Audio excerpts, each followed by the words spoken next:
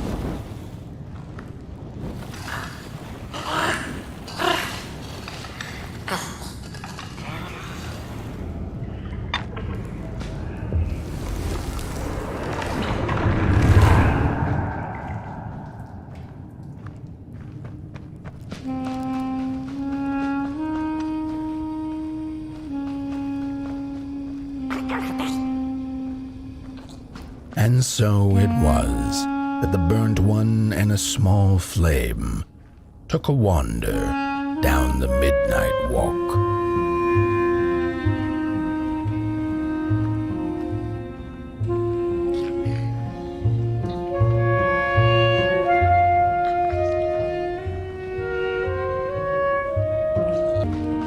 In the closing nights of this era, a wandering flame. How rare! A little pot boy. This is already the end. Your pot boy, the last ember of the work table that was. You are destined to carry this torch to Moon Mountain. It is inevitable. We must all partake. Your purpose burnt into clay. Your pot boy must spread his fire. Whether they held or lacked reason, it didn't matter.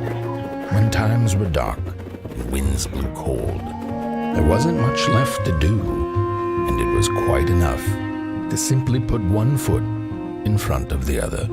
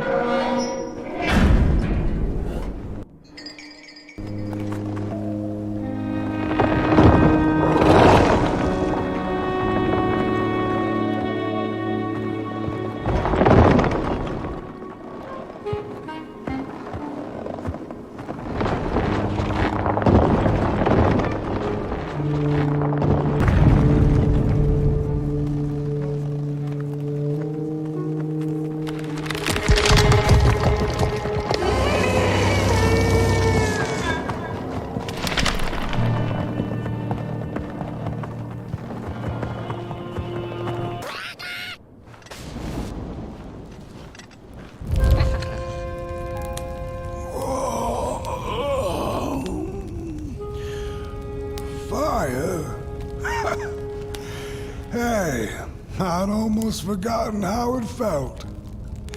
And salutations, burnt one. Fancy meeting one of your kind here. You're the caretaker of this little firecracker? I reckon you must be headed for Moon Mountain. Am I right? Well then, on one hand, it's just a matter of walking down the road. But then on the other, the Midnight Walk has a mind of its own, and a mind to teach its rider a thing or two to boot. So if you are intending to walk the walk, you better... Howsy! Didn't see you there. So glad to see you back on the move. And as I told you, it ran away from its owners. It's been waiting for the right passerby ever since it ended up here. Well, heck, don't let me keep y'all. See you down the Midnight Walk, and burnt one. Wherever you end up this long night, keep that fire alive. It's really all that matters. Don't take my word for it. Just see for yourself.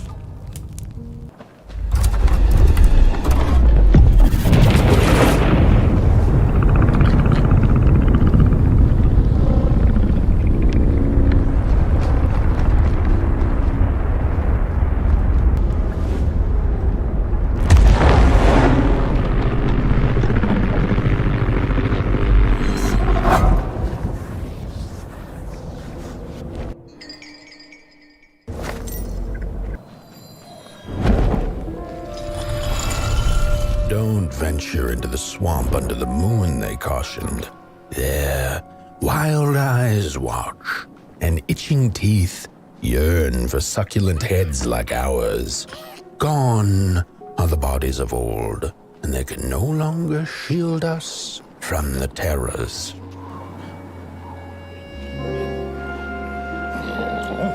Look at those two arms swinging around. Disgusting. Look at those two arms swinging around. Disgusting. Oh, you really think you're somebody, huh?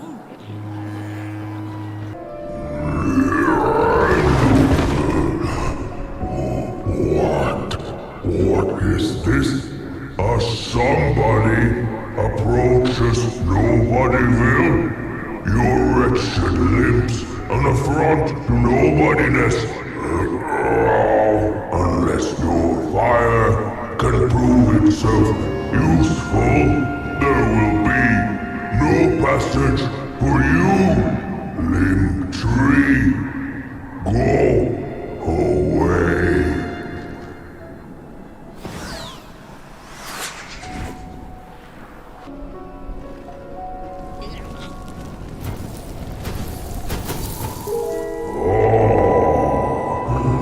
Candles have not been lit since before the great beheading. Now fire is back. Maybe fire can help us with our moldering problem. The headmaster will decide. Enter, then.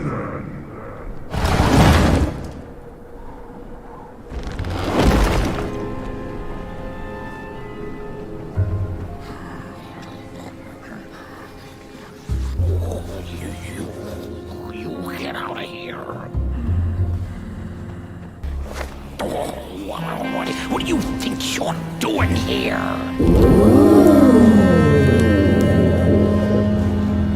True fire. We nobodies haven't been graced by its warmth since the bodies were banished. They used fire for war. Now once more, the somebody disturbs our peace and sets fire on things with its tiny fire devil. You must leave at once. Leave or face our...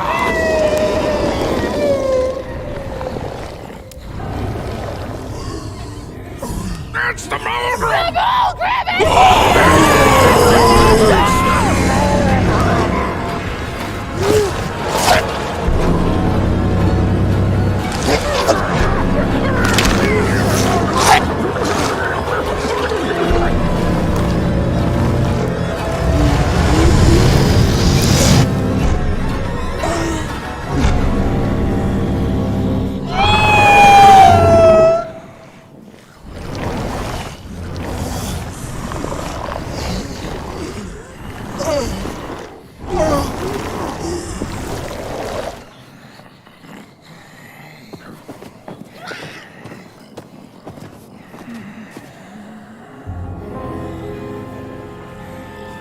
I guess I'm the headmaster now. As you've observed with your own head globes, we have a problem. It is called the Molgrim. Recently, she has become bold, moving ever closer to Nobodyville. You should help us get rid of her. Yes, get rid of her. Tame her, just make it stop. And by the powers suddenly vested in me, I will, shall grant you passage through our fair Nobodyville. Here, take this. Blech. Now, go do the quest. Meet the problem head on. Tame the Molgrim, and we will. I shall graciously let you pass through Nobodyville.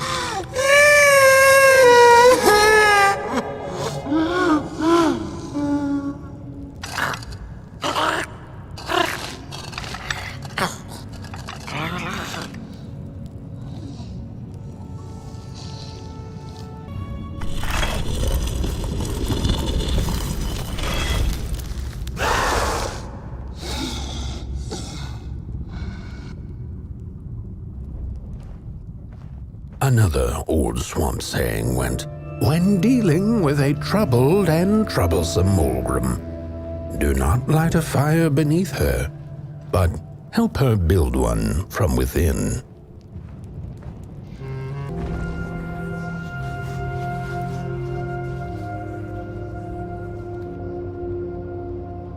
Oh, my neck hearkens the anguished howls of the Mulgrim, and the bitter patter of feet. A somebody and its flame, albeit a small one. 'Tis enough, perhaps. The Mulgrim's precious shards, they must be returned to her lair, to her cauldron. Only then may the cleansing fire burn.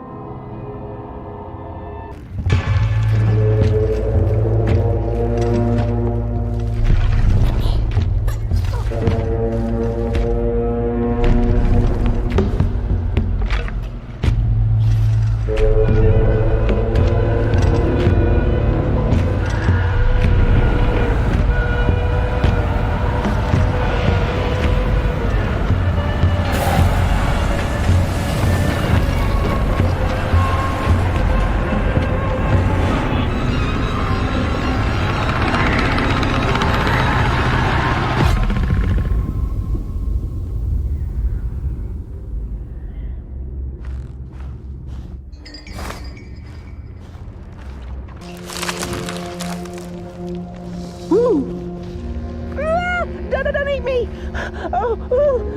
Well, if you're not gonna gobble me up, then can you maybe take me away from here? Please?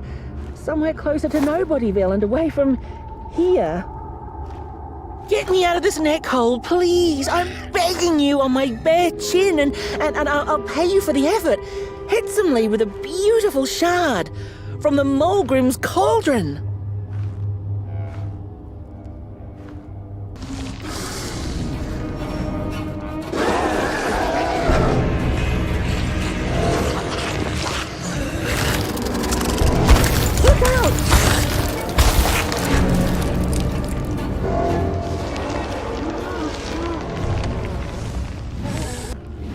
I appreciate the brain thought, somebody, but that head belongs to somebody else. Phew, thanks for saving my neck. And I think I have a reward for you. A real treasure. Blech.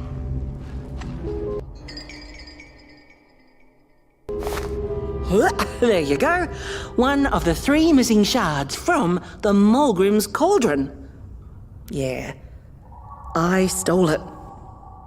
Oh, I thought I could maybe buy me some kind of ticket away from, well, everything.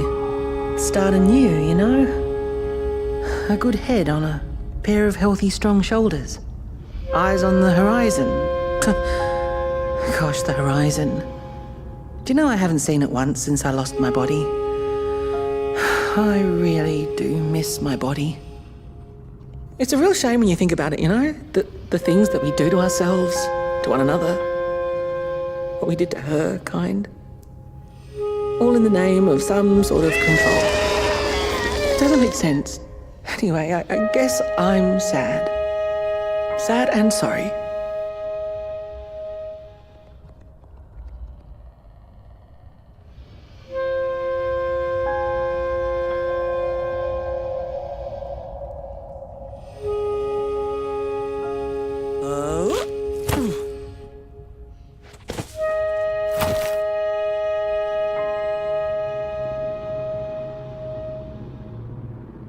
Hey, thanks. You're a great listener. You know that? Just take care of that shard now. Maybe put it back where it belongs and... yeah. Goodbye.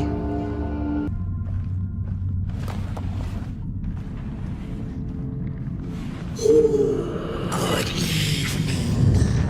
Or is it morning? Or afternoon? Hard to tell without a sun, isn't it? No, it is most certainly night. Or moonbirds hooting wouldn't make sense at all. Speaking of sense, will you help an old bird find some in this story? Fire up these dusty murals in the right order. receive a present, a little gift, yes. Bring the fire to the story.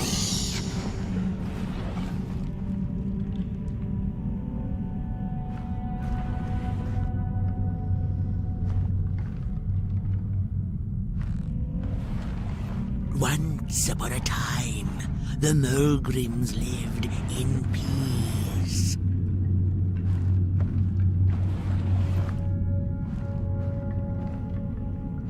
And as the heads roll, the battle ended with a great, gruesome beheading. Peace ended when the violent somebodies invaded the valley. The valley was taken, but then began the Battle of the Bodies. Intriguing.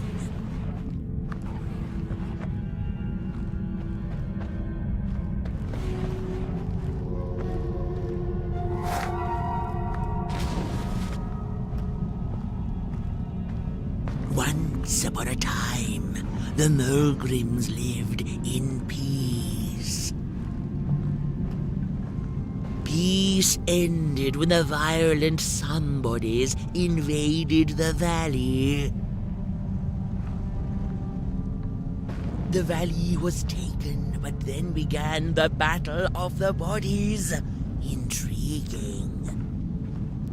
The battle ended with a great, gruesome beheading. For time immemorial, the Mulgrims had lived in the valley in peace, sharing good eatings and howlings around their fire, which they had inherited from the skies.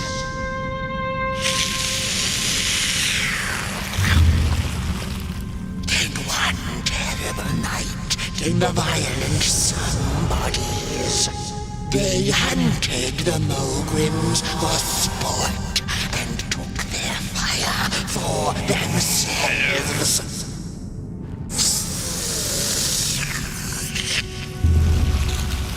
But the somebodies knew not what they were dealing with, for as soon as they held the fire in their grubby hands, they began to fight one another with it.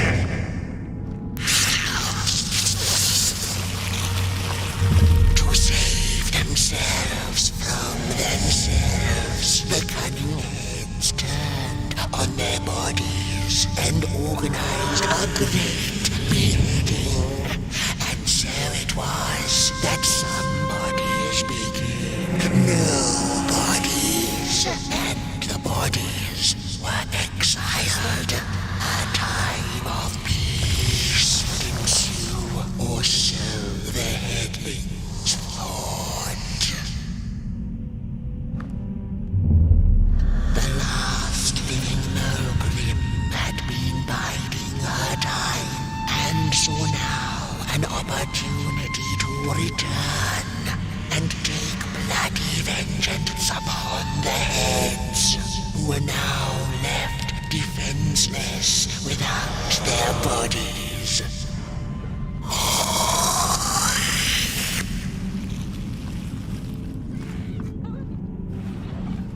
The time of the Mulgrim begins anew. A storied meal indeed. Moonbird thanks you for feeding her and proudly upholds the promise.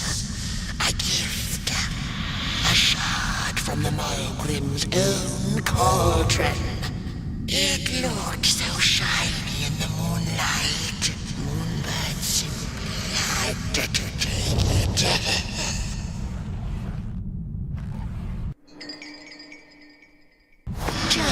For now, she'll see you in the light.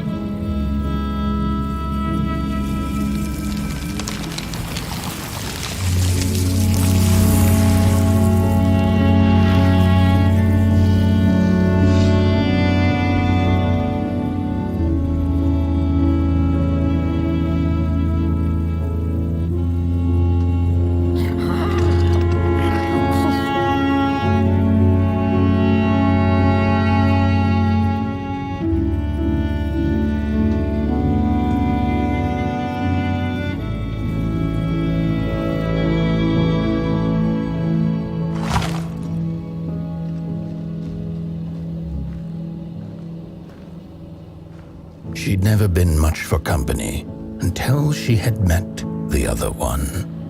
He had shimmering scales, an appetite for life, and carried a faint scent of rotting leaves she found irresistible.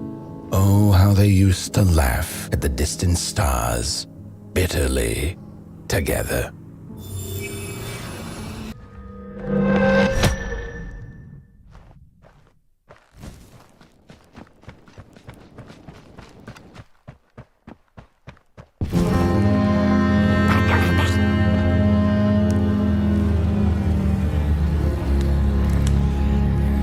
The howls of the Mulgrim have gone with the wind, and our headaches settled into gentle throbbing. Thank you, somebody, for you have not only graciously saved our necks, but also demonstrated the value of brain mass and heart blob working together. Could it be time for the bodies to return?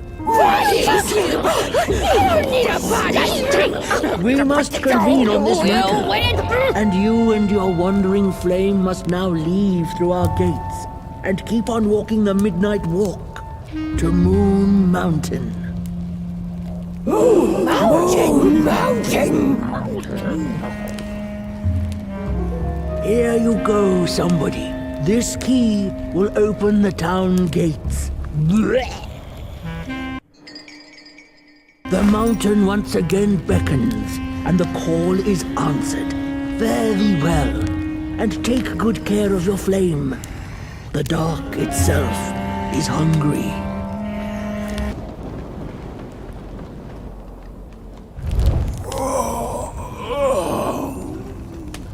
Oh, back from a little swamp detour, huh?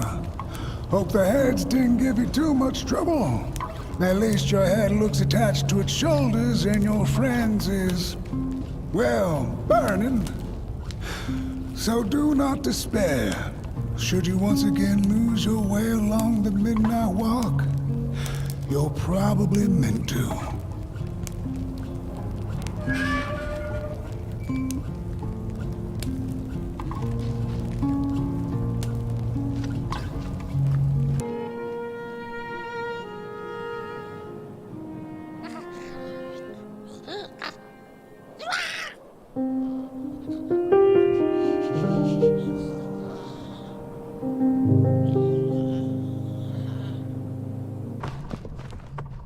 Dreadful was the day when the sun vanished.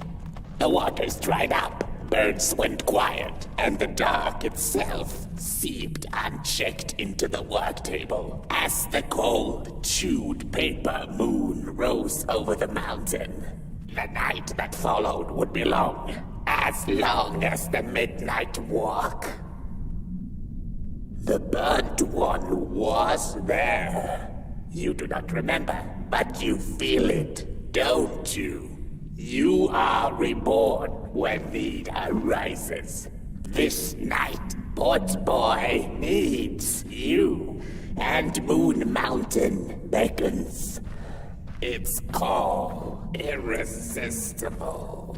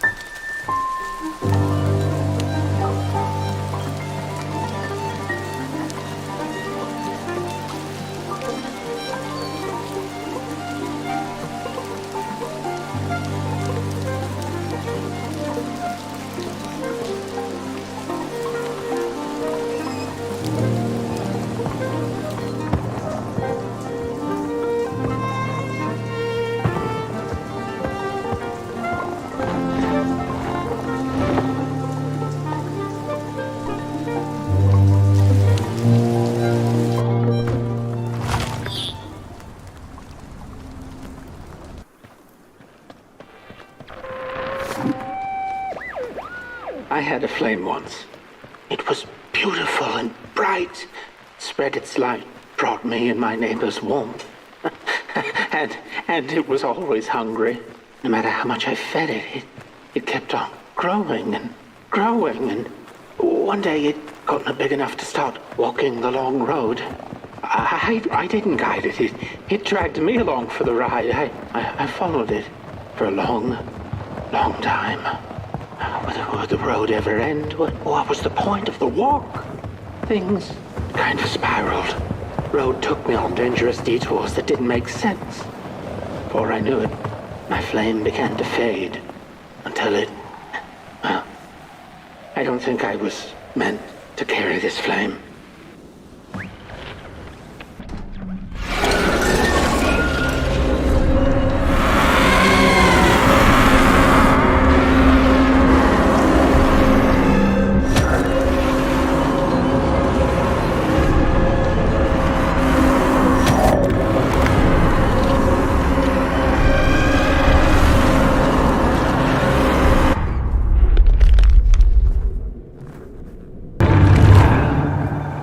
Then the cat saw it. Rooftops piercing the sky. Approaching the town, she was greeted by a crone. Come, kitty, kitty, you must be tired. Sit in my lap. Share your soft fur, and I shall warm you for a spell.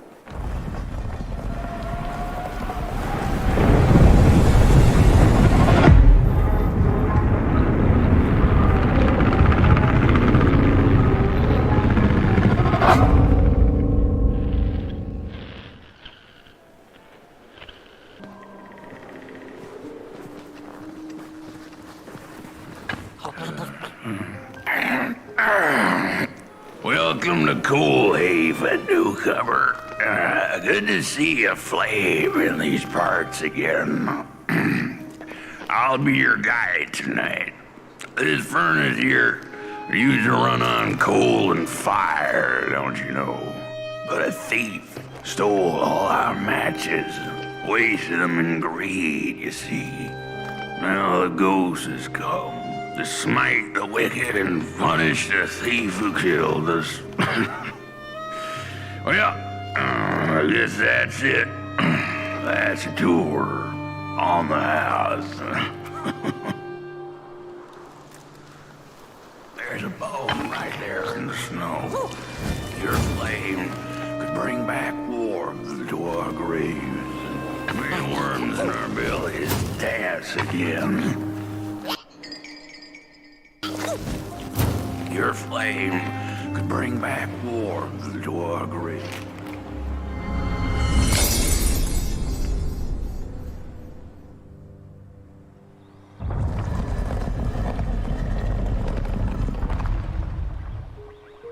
Oh, do you feel that? Something's changing. That furnace was the soul of the city. We used to worship it, us coal miners did. Fed trees and fire like it was a hungry, angry god.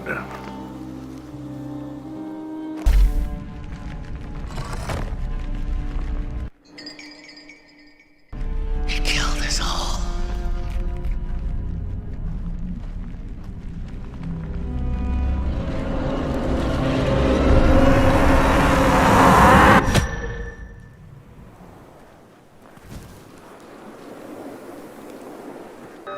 Seen a ghost.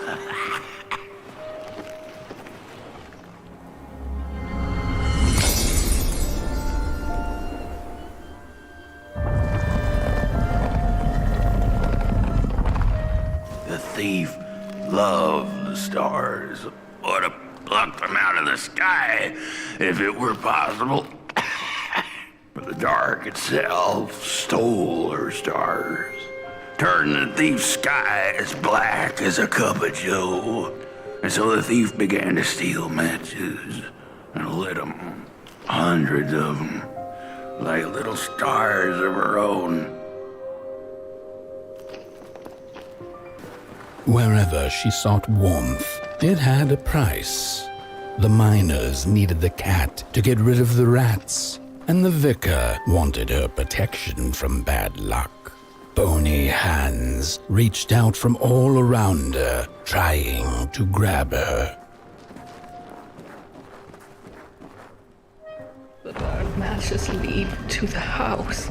Brothers and sisters, hunt down the thief. The matches.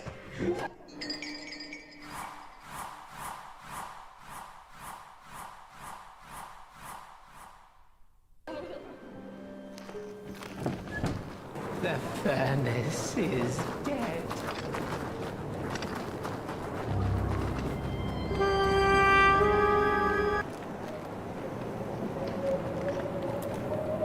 Ah!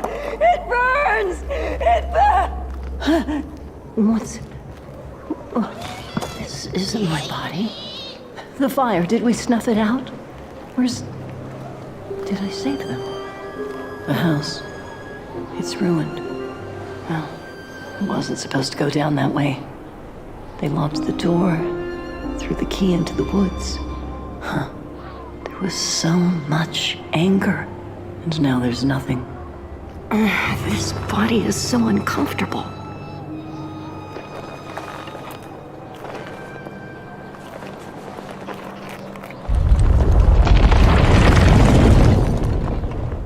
That's it, that's the key. Unlock the door. Please. I want to see my home again.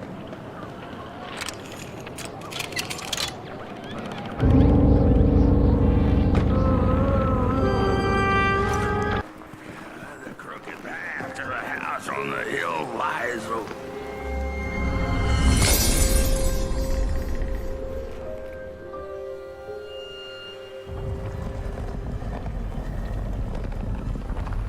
With no matches left, we couldn't light the furnace. And the thief paid a terrible price for her burning greed. As the furnace died, one by one, so did we.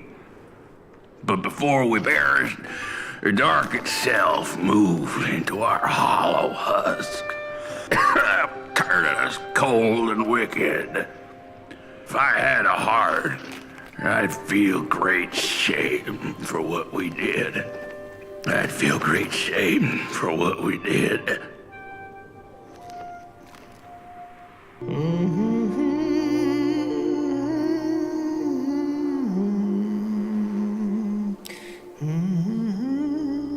Oh, that voice. What I wouldn't give to hear her sing again. Those sweet, sweet tunes like fallen leaves of the trees that were. Such a waste. Such a shame. I wish I could hear her sing again. Just once.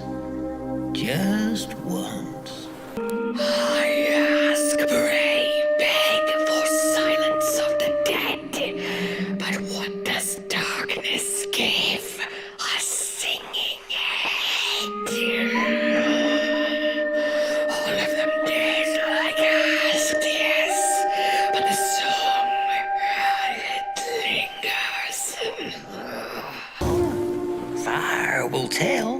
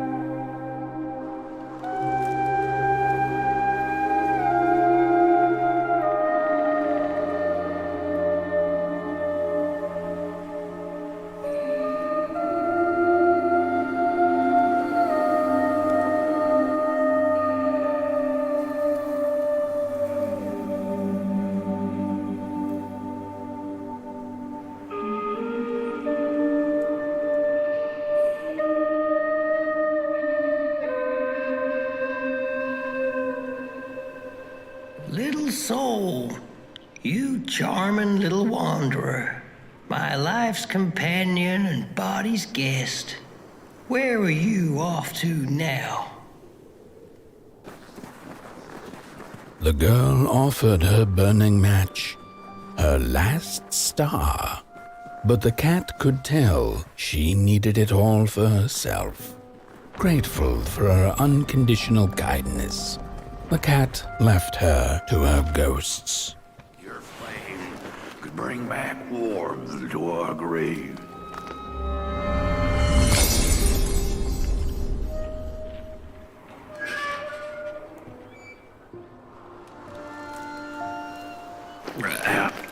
The door to the flame is open. It's already there. You just haven't lit it yet. Now, if you don't mind, a little spark. And just maybe we'll be able to die for real this time. In life, I didn't mind a little loneliness, but this is the worst. The furnace longs to burn once more.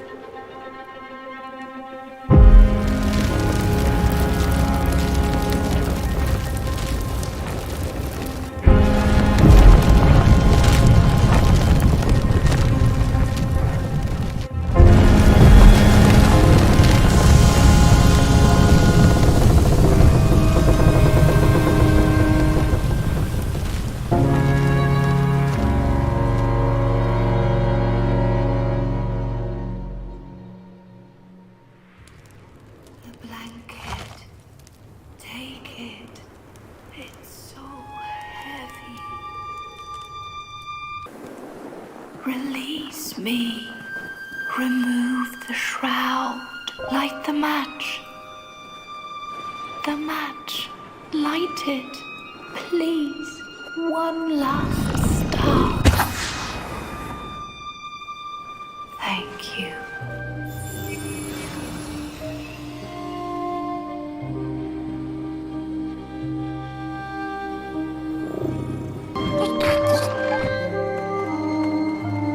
The cat finally settled in front of a giant burning furnace. In its bright flames, she could glimpse a dark future.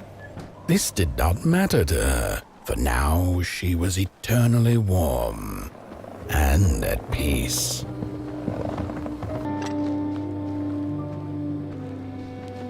The flame burns still, and the fire has spread along the walk. The cold takes its toll, and Potboy's flame flickers. But it is still enough for the climb to Moon Mountain, to light the final fire. The road always leads to Moon Mountain. Hey, my. The bird one and its flame approaches. The road's been long, hasn't it? And it just keeps on going, don't it? Why don't you rest here for a spell? Change is in the air. Warm winds coming in from Coalhaven. I trust you're not pushing that little flame of yours too hard. He is mighty, no question about it. But between you and me, he still has a ways to go until Moon Mountain. Heck, it ain't my place to tell you how to tend your flame. I'm sure you'll be fine. You'll be just fine.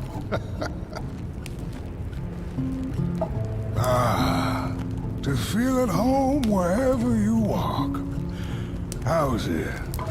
What a friend to have on the road, huh? Now, there's an open door invitation, if I've ever seen one. Go on in then. Get some rest. I'll keep watch.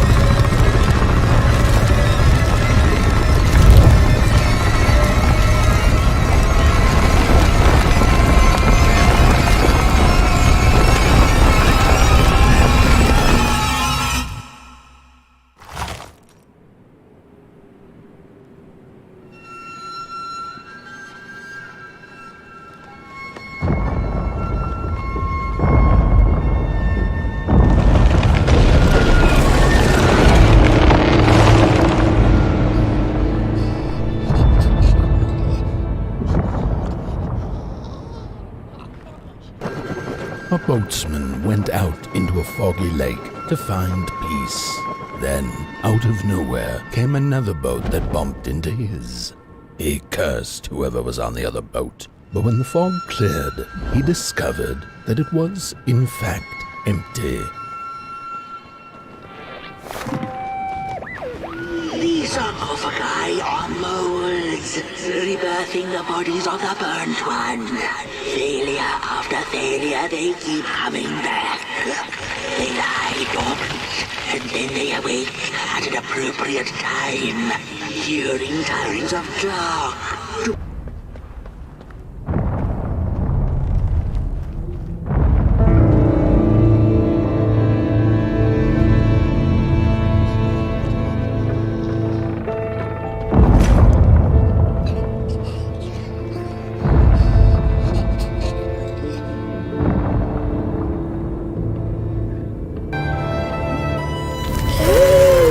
How far you have come, and on you go, like a moth into the burning light. But behold, a craftsman, one of the first beings ever to wander the clay. Like you, his heart is ashen, barren, yet ripe for tasty stories.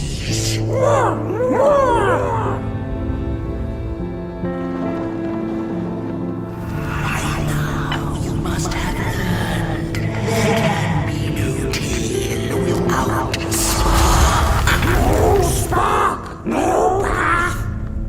Light the fuse. It will guide the burnt one, and mayhap feed moonbird. A symbiosis most reasonable. Don't you agree?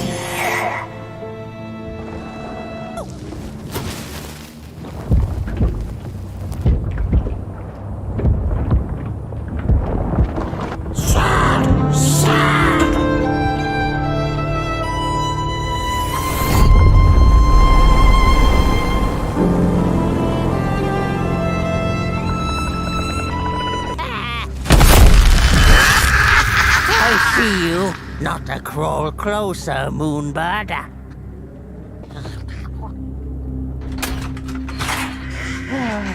The pictures.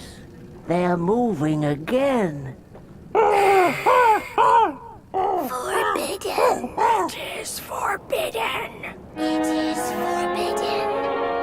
Hush, no talking in the theater, fools.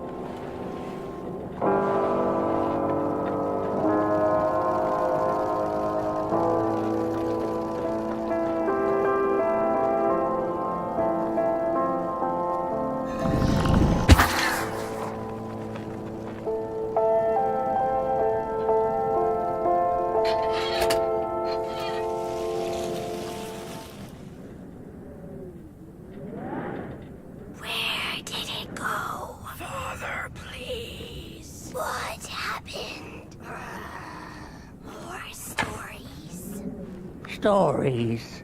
How I cherish them. Real as clay, as palpable as the midnight air.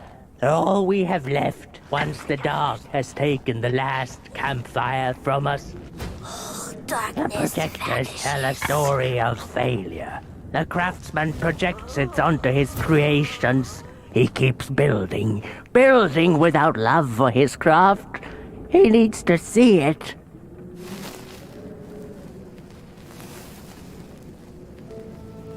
Well, yours might not be a movie I would watch, but a story is a story.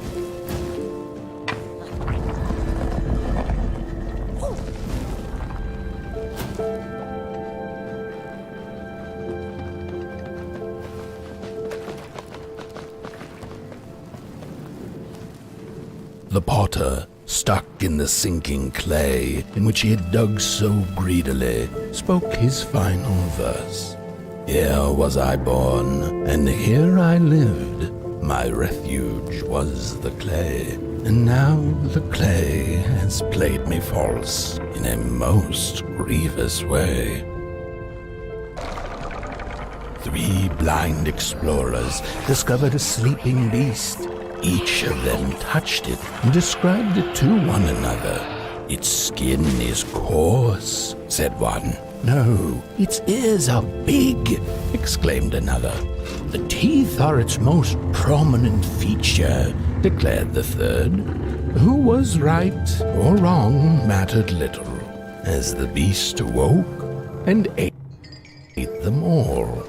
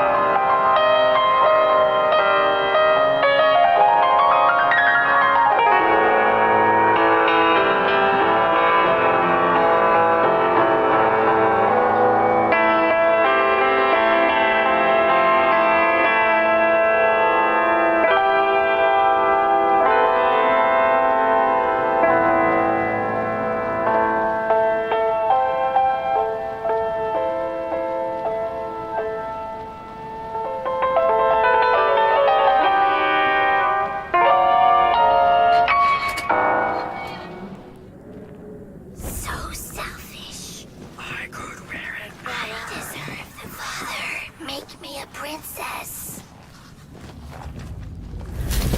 Look at these sorry reflections of the daughter. None of them will ever dance. Ever feel the warmth of their maker's heart. They can never be enough. Then again, couldn't.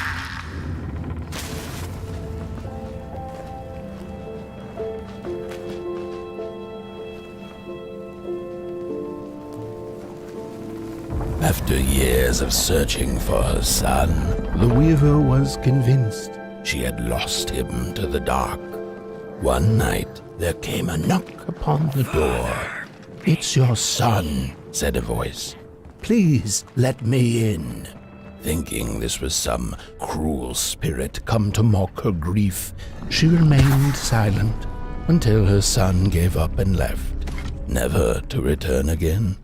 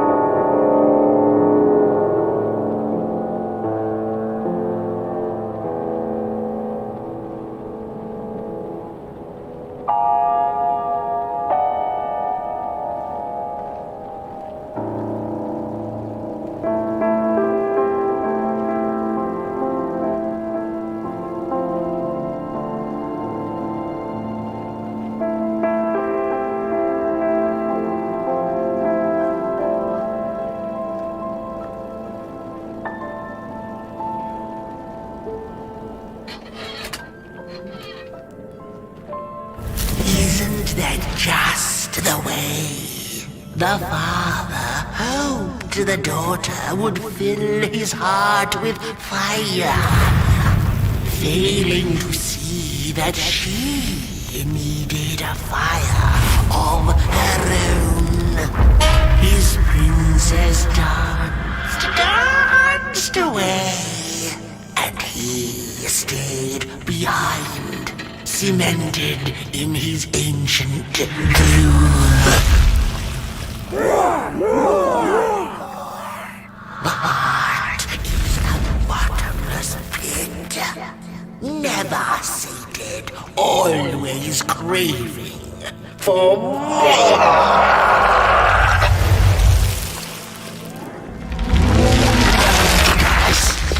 Enough. Keep on walking the midnight walking. Don't run all the way to your inferno doom. She will be there to gobble up the embers.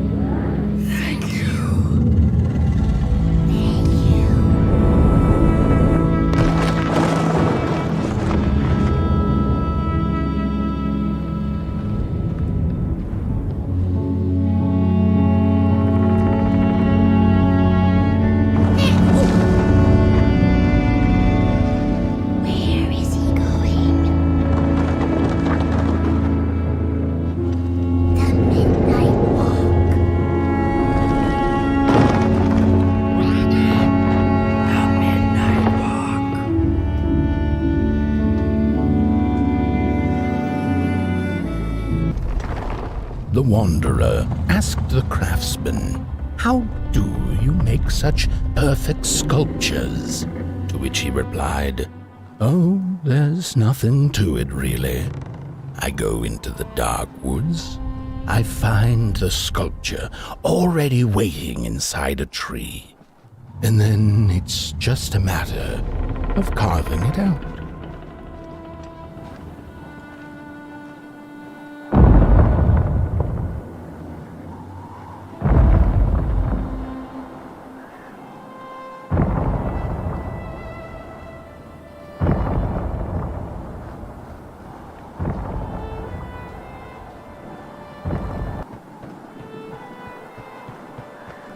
Hark! Not very far now. Not very far. The flame longs to be free. Caged, it cannot truly burn. How beautiful. How tantalizing. It is simply the way of fire. It is what it is.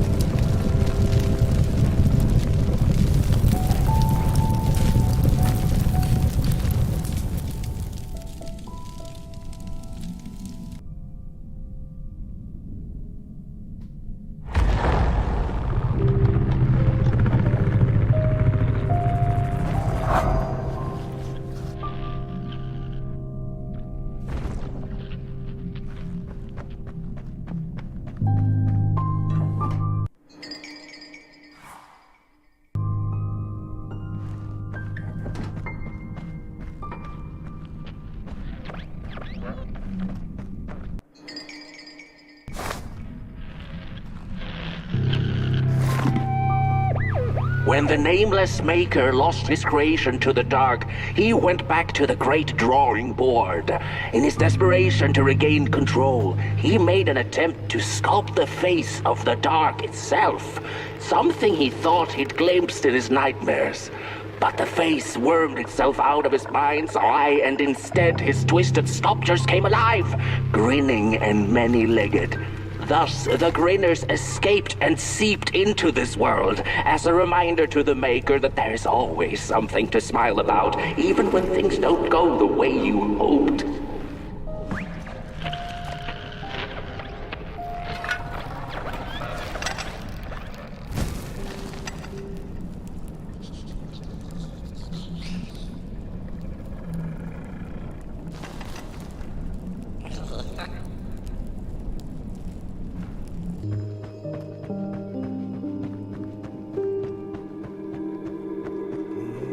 Whoa there!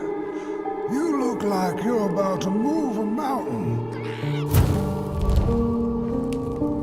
That's what I get for trying to get in the way of a flame and its destination.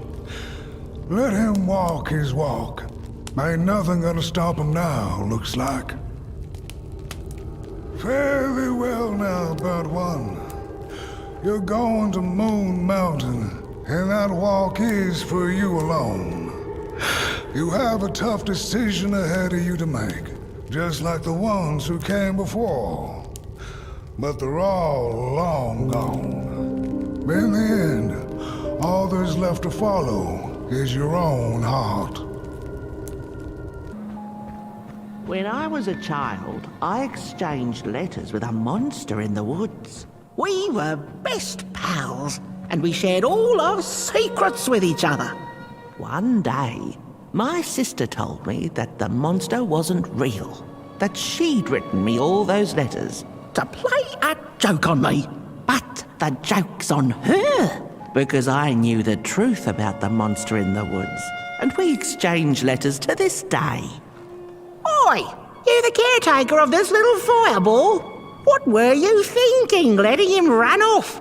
Don't you know how precious he is? Oh, yes you are. A real sunbeam. Who took the sun away? We Merkles used to ask until it finally ceased to matter. Night skies like these. Trouble seems so far away, doesn't it? I mean, isn't this just exactly my point? I used to be afraid of the dark. So much so that I became obsessed with these huge electric lamps left behind by the craftsmen of old. Couldn't pry myself away from them. I'd sleep outdoors and under their blinding radiance. One day, I woke up to the noise of quivering planks and nails. And would you believe it was my own house leaving me? It had gotten so restless it grew a pair of legs, took a name, and went on a hike. Housey was its name, bless its soul. Houses have no imagination. But I bet it had a grander adventure than I could ever imagine.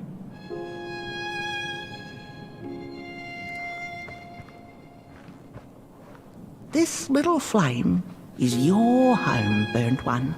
Keep him nurtured and safe, and you'll always find yourself in the right place. Through the rain, in the dark, and over Moon Mountain.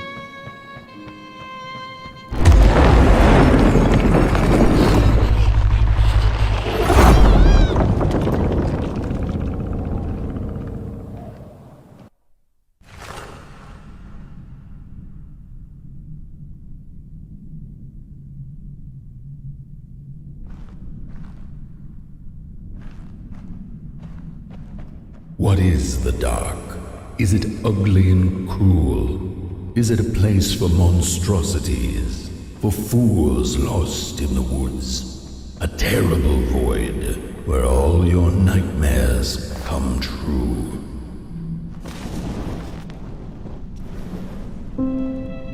The dark could be a friend, perhaps a space where we might find each other.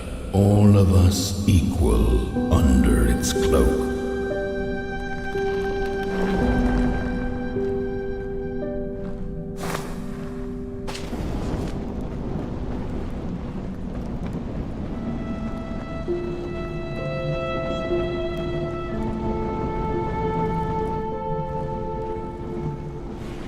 The dark could be an embrace and the release of the old. Like taking off a tight shoe, laying bare one's feet, and taking a first step onto a new adventure.